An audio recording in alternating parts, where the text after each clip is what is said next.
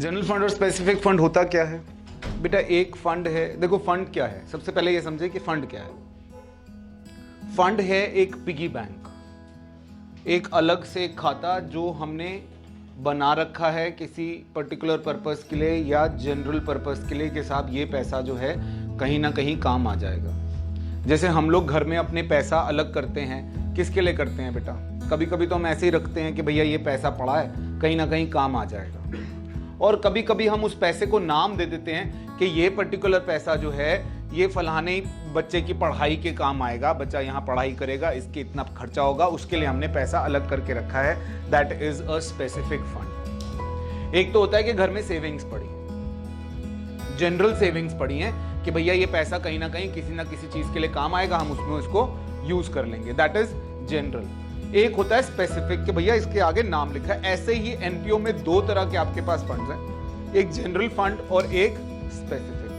Specific funds के उदाहरण है बेटा sports fund, prize fund, pavilion fund, building fund, ये हमारे स्पेसिफिक फंड्स के नाम हैं। अब जिस फंड का नाम जिसके लिए ये फंड क्रिएट हुआ है ये पर्टिकुलरली उसी पर्पस के लिए यूज होगा, और जब ये उसी पर्पस के लिए यूज होगा तो ये इनकम एंड एक्सपेंडिचर में नहीं आएगा, ये कहां जाएगा? बैलेंस शीट में। किस तरह से जाएगा? As a liability. ये लायबिलिटी की तरह क्यों जाएगा? आप ही सोच के देखो, मैं आपको उदाहरण देता हूं। आपने कहीं किसी पर्टिकुलर काम के लिए चंदा इकट्ठा करना शुरू किया, आपने कहा भैया हमारे यहां पर ये पर्टिकुलर चैरिटी शो होने जा रहा है और हम उसके लिए पैसा इकट्ठा कर रहे हैं, उसके लिए हम चंदा इकट्ठा कर रहे हैं। वो चंदा क्या आपके लिए एक इनकम है? वो जो चंदा आपने इकट्ठा किया, क्या क्या कर इकट्ठा किया कि हमने ये पर्टिकुलर चैरिटी शो कराना है, आपने उस चैरिटी शो के लिए वो पैसा इकट्ठा किया, क्या आपके लिए वो इनकम है? कतई नहीं। वो क्या है? वो आपके लिए सिर पे आपके लायबिलिटी है। जिस पर्पस का नाम लेकर आपने वो पैसा लोगों से इकट्ठा किया है उस पर्पस के लिए उस पैसे को यूज करना पड़ेगा। अगर आप नहीं करेंगे तो then the action will be taken. तो इसी तरह ये जो स्पेसिफिक फंड है ये आपकी एक लायबिलिटी है। आपके सामने मैं दो एग्जाम्पल लेता हूं। पहले स्पेसिफिक फंड का, मान लीजिए आपके पास है prize fund. Prize fund which has rupees 10,000 as opening balance, receipts for prize fund let's say 5,000 रुपए, expenses on prize fund let's say 7,000 रुपए, ठीक है। और एक है prize fund investment let's say 15,000। ये आपका एक स्पेसिफिक फंड है, नाम लिखा हुआ है बेटा। प्राइज फंड एक स्पेसिफिक फंड है जिसका नाम लिखा हुआ है। अब बेटा जब प्राइज फंड है तो ये जो खर्चे और एक्सपेंसेस हो रहे हैं ये इनकम एंड एक्सपेंडिचर में नहीं जाएंगे। क्यों बेटा? जिस काम के लिए पर्टिकुलरली आपने कोई पिगी बैंक बनाया हुआ है तो उसी पिगी बैंक से ही तो खर्चे करोगे, और जो कोई कलेक्शन होगी तो उसी पिगी बैंक में तो डालोगे। तो जब आप क्या बनाओगे? आप बैलेंस शीट बनाओगे। तो बैलेंस शीट में यहां पर क्या दिखाओगे? प्राइज फंड कितना दिखाओगे बेटा? 10,000। इसमें आप क्या करोगे? रिसीट्स जो आपको यहां कहीं प्राइज फंड के लिए पैसा मिला है 5,000 ऐड करोगे, कितना हो गया बेटा? 15,000। इसमें से आप क्या माइनस करोगे? एक्सपेंसेस ऑन प्राइजेस या फिर प्राइजेस अवॉर्डेड के नाम से आया तो ये 7,000 रुपए माइनस किया, आपके पास यहां बच गए 8,000। अब कभी कभी क्या होता है कि प्राइज फंड आपने क्रिएट किया है तो किसी समझदार आदमी ने कहा जब आप पैसा अलग कर ही रहे हो तो क्यों ना आप इस पैसे को कहीं इन्वेस्ट कर दो। भाई एक पिगी बैंक बना ही रहे हो तो उस आइडल कैश को अपने घर रखने की बजाय आप कहीं ना कहीं इसको इन्वेस्ट कर दो। तो आपने ये इन्वेस्ट कर दिया। आपने प्राइज फंड इन्वेस्टमेंट जो करी है that will be purely an asset. Prize fund investment will be on the asset side, ठीक है। प्राइज फंड इन्वेस्टमेंट कहां जाएगा बेटा? एसेट साइड पर जाएगा। क्यों? क्योंकि आपने जो इन्वेस्टमेंट करी है वो इन एनीवेज एसेट है, उसका प्राइज फंड बनी तो वो प्राइज फंड से है, लेकिन कभी कभी बच्चे कंफ्यूज हो जाते हैं कि प्राइज फंड इन्वेस्टमेंट को भी हम यहां ऐड कर दें। बेटा लायबिलिटी साइड पे तो इन्वेस्टमेंट नहीं आ सकती, हाँ या नहीं? तो prize fund investment will be on the asset side. अच्छा, इसमें अगर मान लो एक और चीज होती interest on prize fund investment received, तो वो भी हमारे प्राइस फंड में ऐड हो जाती है। ठीक, अच्छा अब एक बात और, मान लीजिए आपके पास यहां पर प्राइस फंड नहीं है। क्या नहीं है?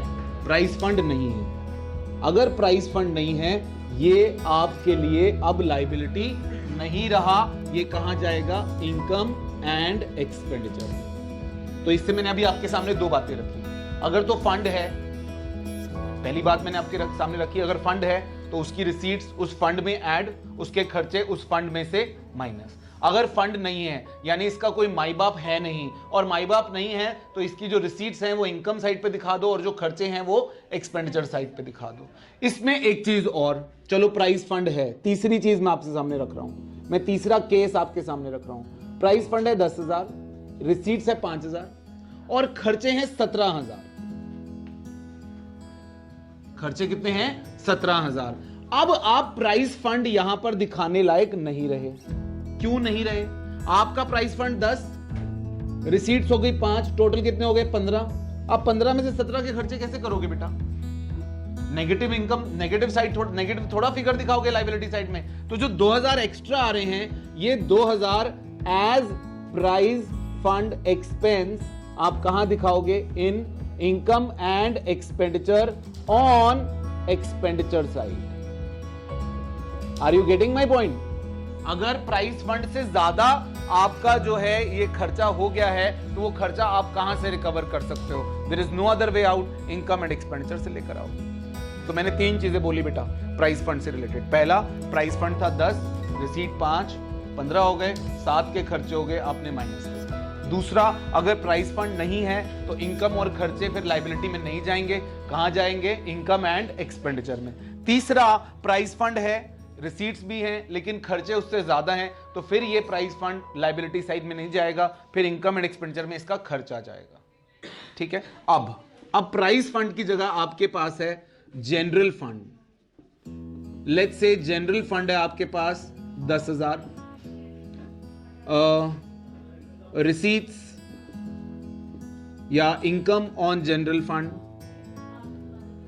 Income from general fund investment, let's say 2,000, expenses on general fund, let's say 3,000, और जनरल फंड इन्वेस्टमेंट ये है 4,000।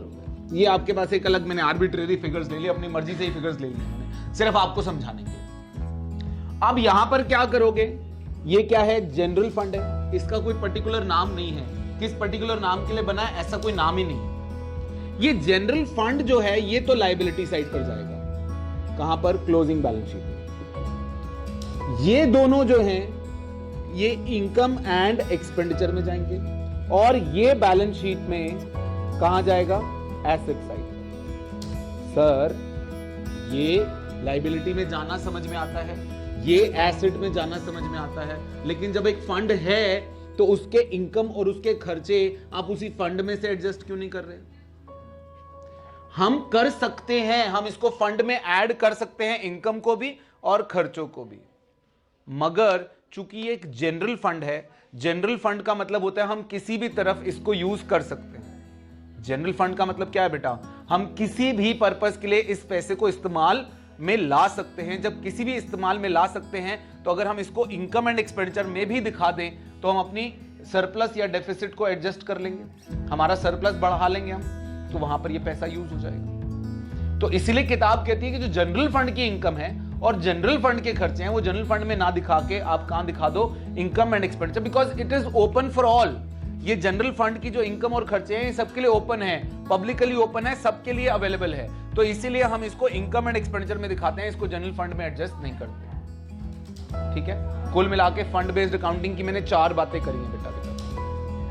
ठीक, सबसे पहले मैंने बातों को सेग्रीगेट किया, जनरल फंड और स्पेसिफिक फंड। जनरल फंड जो किसी पर्टिकुलर पर्पस के लिए क्रिएट नहीं किया गया, उसका पैसा हम कहीं पर भी यूज कर सकते हैं। स्पेसिफिक फंड जिसको हमने नाम दिया कि भैया ये सिर्फ इसी काम के लिए यूज हो सकता है। मैंने स्पेसिफिक फंड समझाते वक्त मैंने आपको 3 केसेस बताए।